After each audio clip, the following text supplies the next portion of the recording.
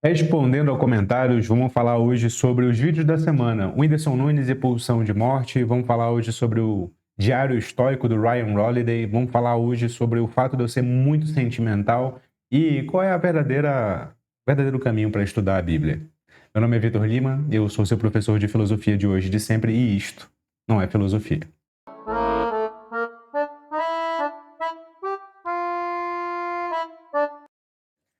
Selecionei alguns comentários aqui para a gente compartilhar e comentar a partir deles.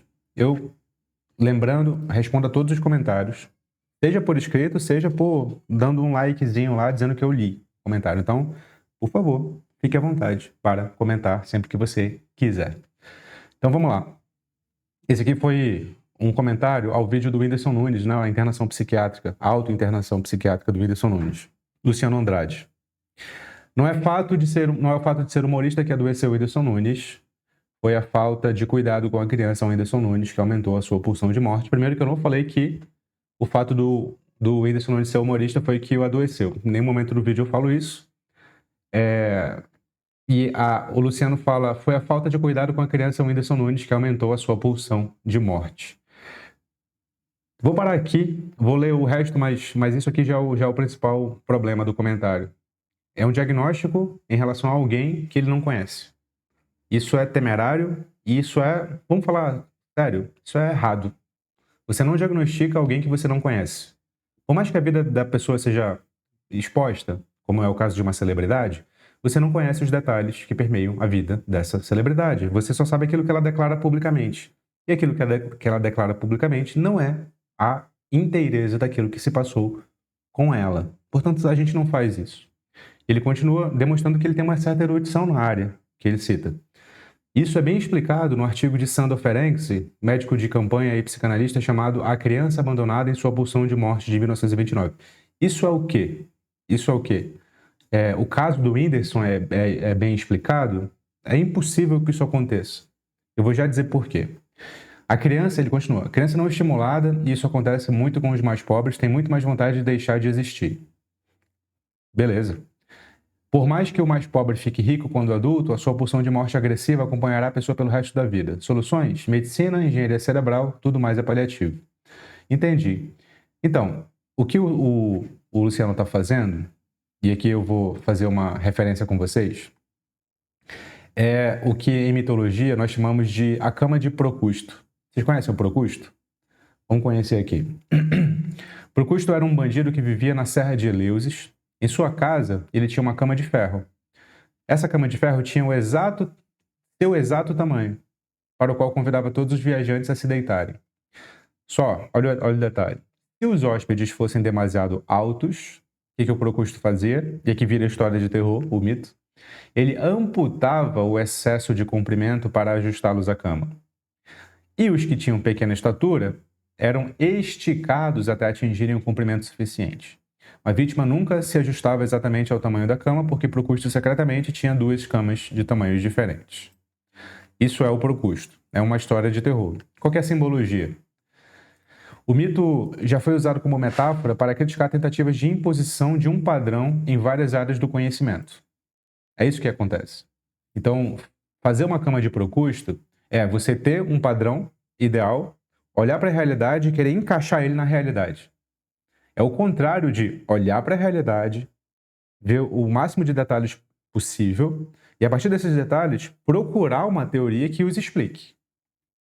Esse é o procedimento científico padrão e é o procedimento racional padrão. É assim que a gente tem que fazer. A gente precisa olhar para a realidade primeiro, para depois ir atrás da teoria. Por quê? Porque se for o contrário, se a gente for da teoria para a realidade, nós ignoramos a realidade e nos comportamos como Procusto. Se for longo demais, a gente corta. Se for pequeno demais, a gente estica. E aí a gente não explica nada. Percebe? Então, nunca cometam esse erro geralmente, quem quer aplicar alguma coisa na prática comete esse erro. Pega um princípio geral e tenta aplicar ele na prática, independentemente da prática. Pô, isso aqui é exatamente o que Platão disse. Pô, isso aqui é exatamente o que Schopenhauer disse. Pô, isso aqui é exatamente o que Freud disse. Pô, isso aqui é Às vezes não é exatamente. Com frequência, não é exatamente. Percebe? O Aristóteles dá um caminho teórico que faz com que a gente se comporte melhor. Quando ele vai tratar lá no livro 5 da Ética Nicômaco sobre o que é justiça, ele fala sobre o que é a equidade. Justiça é um princípio geral, não roubarás. Equidade é esse princípio geral entendido à luz de uma circunstância específica. Vou trocar o princípio geral. Roubar é errado. Vamos trabalhar a partir desse princípio. Se eu não considero a equidade, quando eu encontro alguém que roubou, eu digo, tá vendo? Tá errado. Se eu considero a equidade, eu começo a analisar, tá, mas em que circunstâncias ele roubou? Foi para matar a fome? Bom, se foi para matar a fome, eu vou analisar mais coisa ainda. Ele tinha outra alternativa, além de matar a fome? Ou matar a fome era a única alternativa que ele... Quer dizer, ou aquela de furtar era a única alternativa depois dele já ter tentado muitas outras. E o que ele furtou? Foi algo de muito valor ou foi algo de valor irrisório? Digamos que no caso ele tenha furtado uma palma de banana para dar de comer ao filho dele. Nesse caso, equitativamente falando, não faz nenhum sentido dizer que o que ele fez foi errado. Eu posso analisar o passado dele também para dizer, ele já fez outros furtos? É comum que ele faça isso ou foi a primeira vez? Entende? Quantas circunstâncias podem fazer com que eu interprete o princípio geral de modo diferente? Isso é tratar com equidade e esse é o modelo mais adequado para aplicar na prática. Eu preciso ver os detalhes do caso concreto. Eu não posso sair por aí porque eu sei da teoria, aplicar essa teoria independentemente do que acontece. Sabe? Então veja, aqui é um conselho para todos vocês, muito cuidado com esse negócio de aplicar uma coisa na prática. Equidade e não cama de procusto. Combinados? Então tá bom. Vamos voltar para lá? O segundo comentário foi no vídeo sobre se você cansou dos estoicos, tente isso. Foi esse aqui. Foi de uma colega portuguesa, a Renata Ferreira. Olá, professor, tenho uma pergunta. Se puder me responder, agradecia. O livro Diário Estoico de Ryan Holiday, Stephen Hanselman, é indicado para iniciantes? Sempre estudei filosofia por conta própria, mas esse mês vou me inscrever na sua escola para aprofundar meus conhecimentos. Assisti todas as aulas gratuitas aqui e realmente me identifiquei bastante com a sua didática. Minha compreensão é absurda, bem ágil. Eu nunca tinha lido essa expressão, bem ágil. Será que ela é típica de portuguesa? Abraços fraternos de Portugal. Abraços fraternos, viu, Renata? E seja muito bem-vinda ao Núcleo de Formação Filosófica. Aliás, vou aproveitar o ensejo da Renata. Se você também se identificou com o meu modo de dar aula e quer aprofundar os seus estudos de filosofia, o Núcleo de Formação Filosófica, que é a minha escola de filosofia, está sempre de portas abertas. O link está aqui na descrição do vídeo e no primeiro comentário fixado, caso você queira conhecer. Mas respondendo a Renata, ela cita o Ryan Holiday. Eu já ouvi falar desse cara, ele tem um canal no YouTube muito famoso e ele só fala de estoicismo.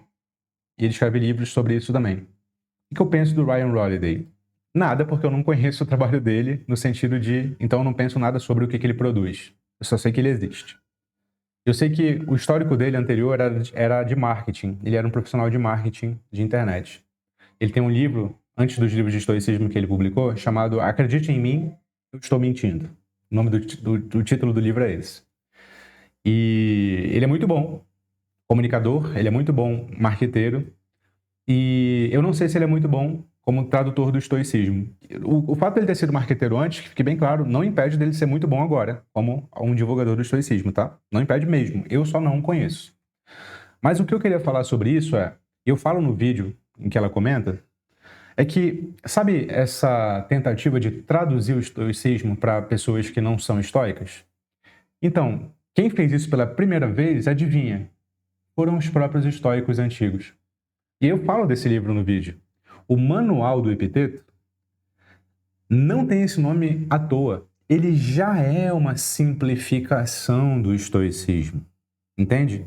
Ele não é escrito pelo Epiteto, porque o Epiteto não escreveu nada, assim como Sócrates não escreveu nada.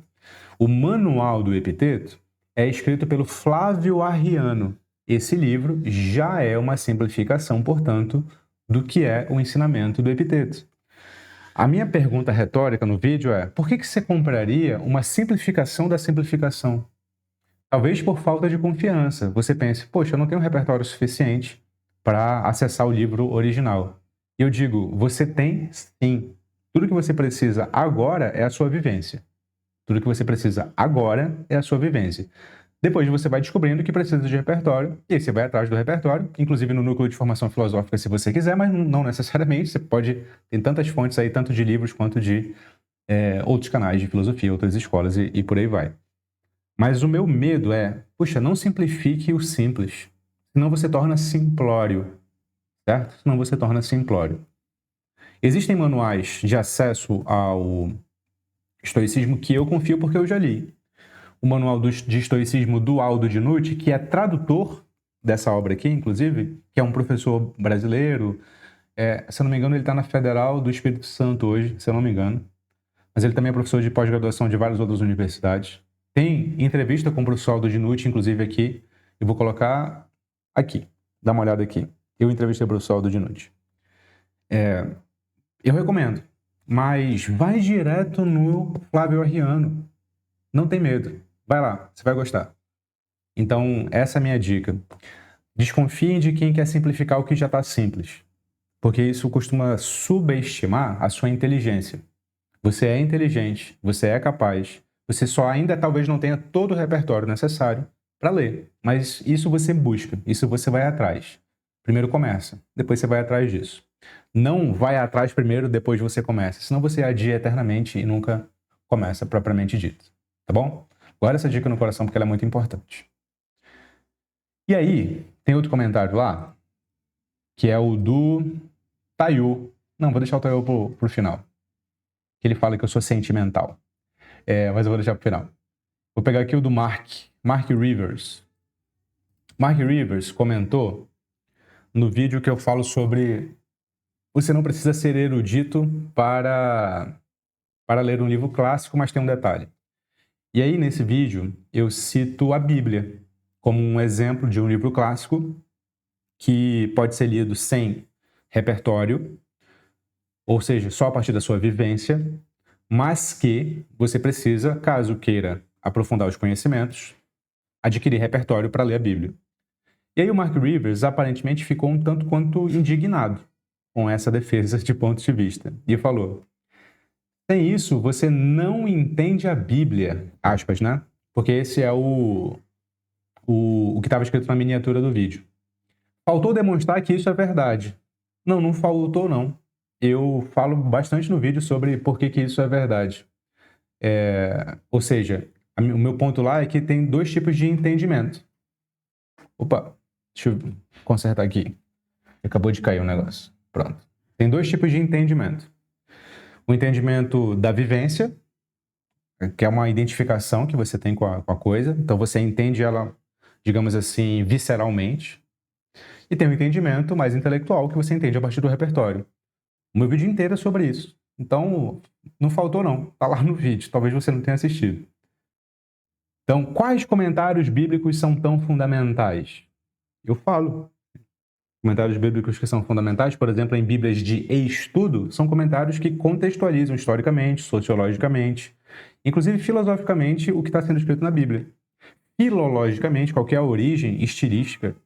Inclusive, tem comentários da Bíblia da Igreja Católica que dizem o quanto o Gênesis, por exemplo, é contraditório.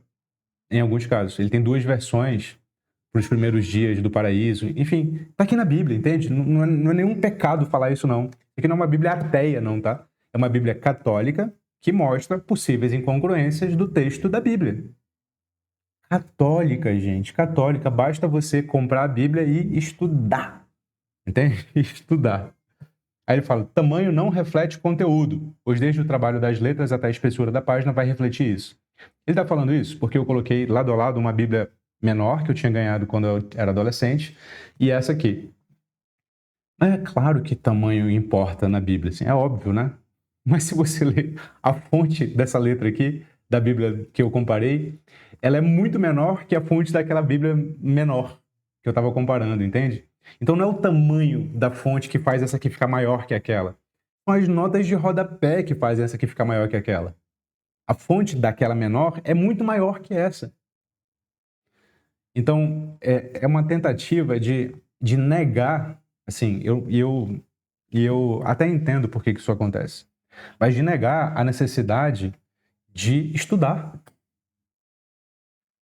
Há pessoas que, por algum motivo, assim, insistem em dizer: não é preciso estudar, não é preciso conhecer, não é preciso adquirir repertório. Gente, eu entendo que você não queira estudar, eu entendo que você tem uma relação de conhecimento, como eu falo no vídeo, que é mais vivencial. Você gosta de se sentir tocado sentimentalmente, afetivamente, não sei, você gosta desse tipo de contato de conhecimento. Mas esse tipo de contato de conhecimento, ele não basta. Não basta, queira você ou não. O exemplo que eu dou no vídeo é, assim, eu acho muito difícil de contestar. O exemplo que eu dou no vídeo é, se você fica só no seu conhecimento vivencial para avaliar o que é a realidade, e a realidade pode ser um livro, uma Bíblia, como pode ser a realidade mesma, né? Você corre o risco de não saber quando você está certo ou não, de fato. O exemplo que eu dou lá é o exemplo de relacionamento. Se você avaliar o que são relacionamentos com base só na sua vivência, se você teve relacionamentos bons na vida, você tende a dizer, relacionamento é bom demais. Se você teve relacionamentos ruins na vida, você tende a dizer, relacionamento não presta. Nenhuma das duas asserções é verdadeira. É claro que dizer o que é um relacionamento é muito mais complexo de dizer. É bom, não é bom. E você só sabe disso quando você compara a sua vivência com outras vivências e compara vivências com estudos que não são só vivenciais. Percebe? Isso se aplica a tantas áreas que nos últimos tempos as pessoas têm confundido.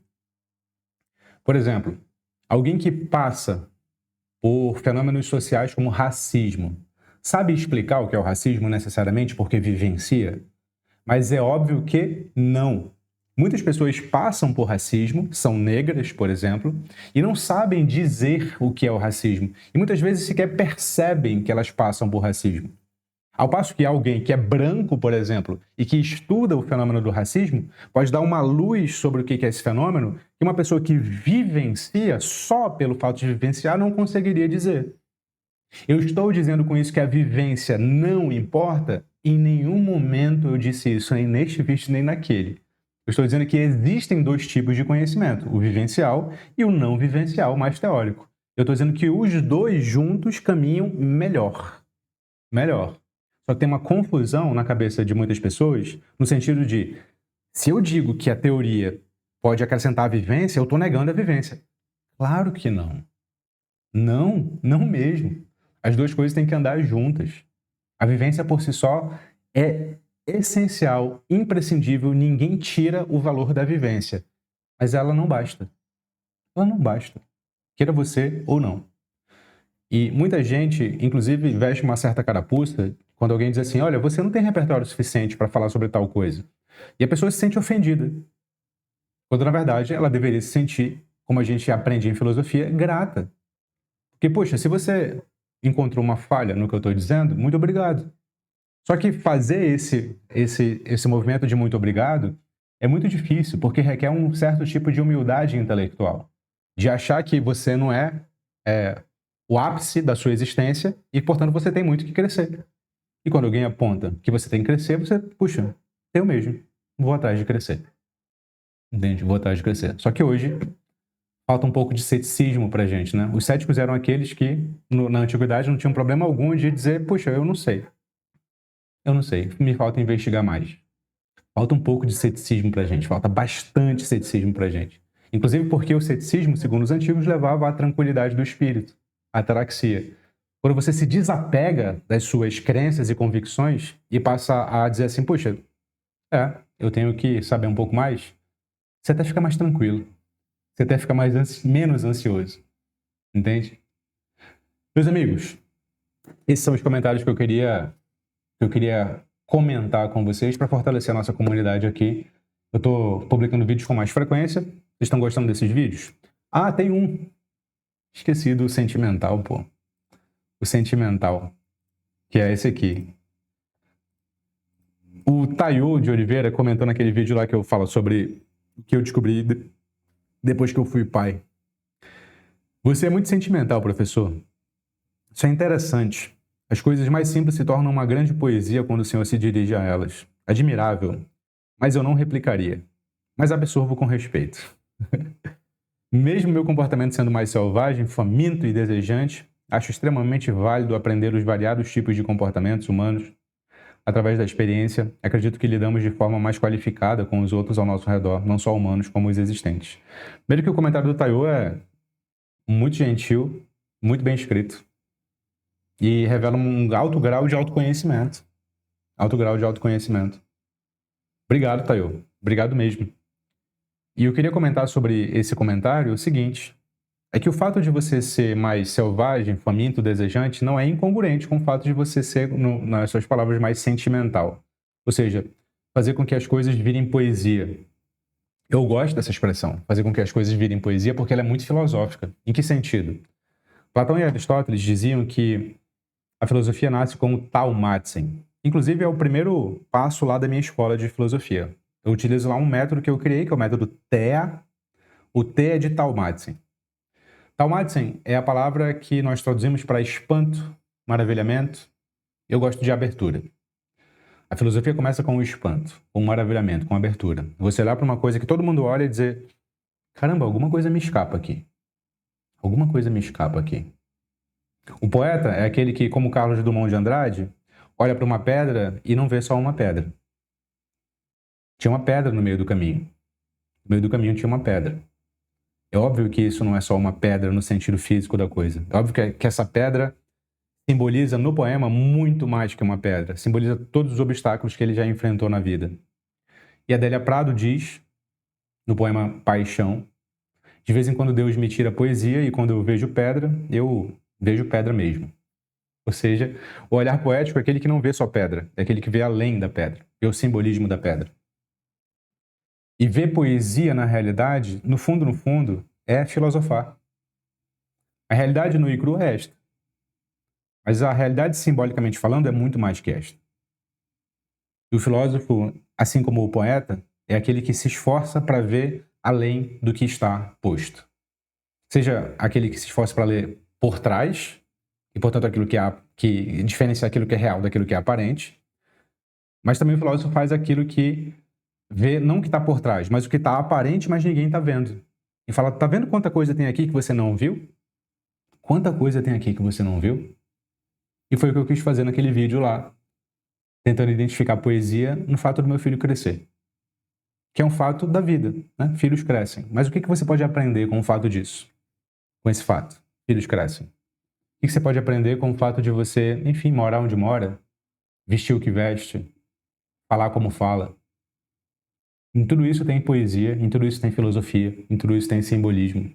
E adquirir esse olhar é, no fundo, adquirir o olhar filosófico. Esse olhar é treinável. Se você quiser a minha ajuda para treinar, se você quiser a minha ajuda para aprofundar esse olhar, a minha escola de filosofia está sempre de portas abertas, o núcleo de formação filosófica. É claro que você pode aprender comigo ou com qualquer outra pessoa, mas se você se identifica com o meu jeito de dar aulas, conheça o núcleo. O link está aqui na descrição do vídeo, está aqui no primeiro comentário fixado. Certo, meus amigos? Não se esqueçam. Você é o que pensa. Fique com o Sócrates e até a próxima.